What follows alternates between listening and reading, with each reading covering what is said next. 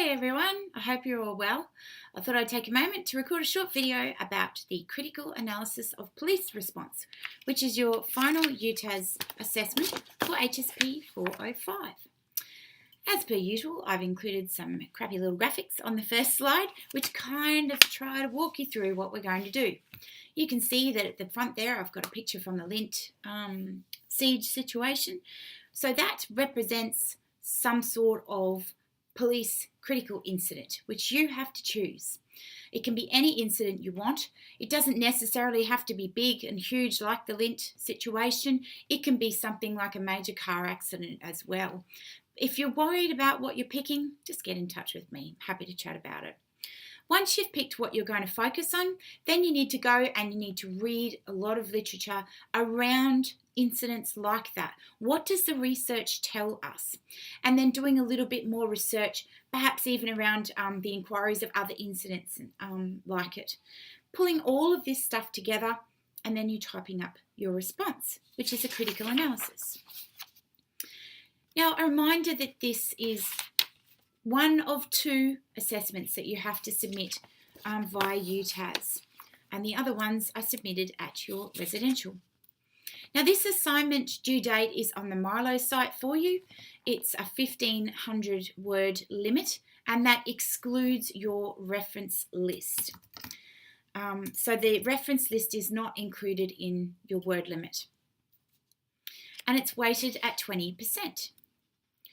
So what you have to actually do is write a 1,500 word essay response, or, that's right, you get to choose, you can do a PowerPoint presentation, a 15-minute PowerPoint presentation, talking about the following.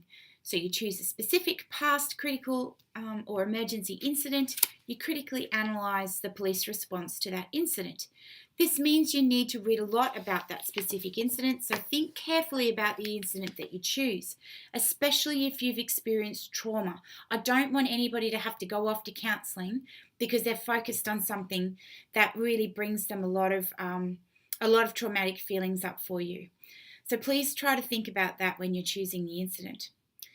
Sometimes you can focus on incidents where there is a world of knowledge out there, like the Lint siege, for instance, and you'll be able to find lots of writing about it, and it makes it that much easier for you too. So think about that when you're choosing your incident as well. So focusing on police processes and practices such as strategic considerations, tactical management by decisions and actions of police, all of those types of things. And even if they're applicable, think about the collaboration with stakeholders. All of these types of things are things that you can discuss in your analysis. But bear in mind that you've only got 1,500 words or 15 minutes. It's not very long. You can choose any police response you want to, nationally or internationally. It's entirely up to you. So to do this assignment, I'm encouraging you to draw on simple, critically reflective practice process. Now, there's a range of different ways that you can critically reflect. One of these is discussed by Bill Crawford in his TED Talk, and I've put this link up there for you. I've also given you a suggested structure around that particular framework.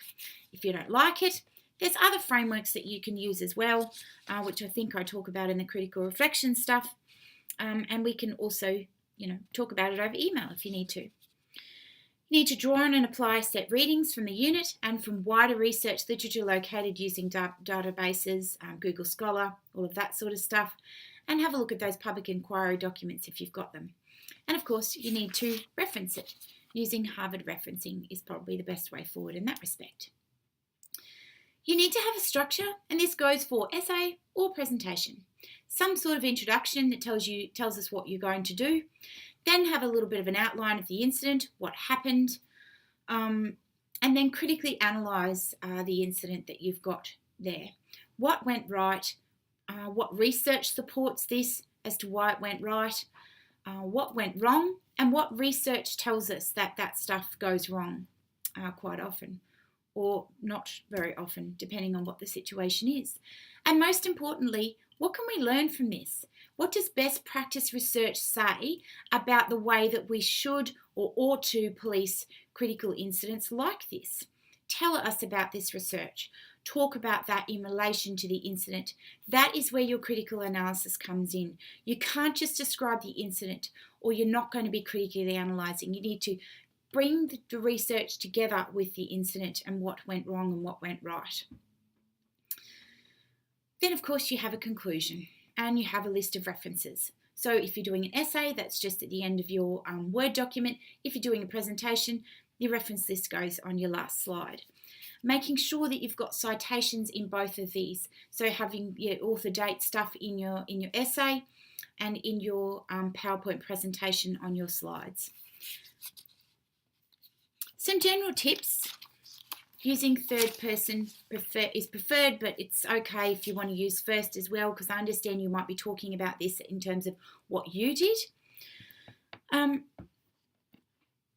Making sure that you understand what policing looks like in relation to critical incidents like this, so you can discern the different things that police do well and where they need to improve within a specific incident. So if your incident is about police shooting a civilian, you need to be on top of the research about police shooting of civilians. Make sure that you're across that stuff and you're not just making it up as you go along. Bring that reading in. Start by reading the core readings I've provided for you, but then extend that and do some other reading so that you've got a good understanding. And make sure that you look at your public inquiry documents and so forth, as I mentioned before.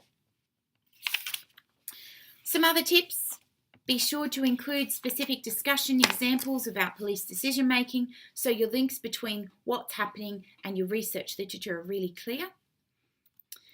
Make sure that you also connect that with your reading and your research literature.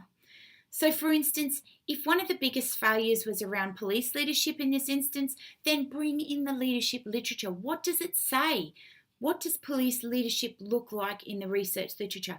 Make those connections really clear. And make sure you include one reference per paragraph, and check the marking rubric to see how many references you have to have for a high distinction, for instance. At the moment, I don't actually have any feedback for past assessments like this, but very shortly I will do, because I've got one cohort which is about to finish, and I will actually upload that feedback and let you know when it's available. It should be available in the first couple of weeks. If you want to know what you need to do, then have a look at the marking rubric. It gives you a lot of information about, it's like a checklist, I suppose, of the things that you need to do. So critically analysing the core police judgments and decision making related to a critical incident or scenario. Then you need to critically review and evaluate the police response related to a critical incident.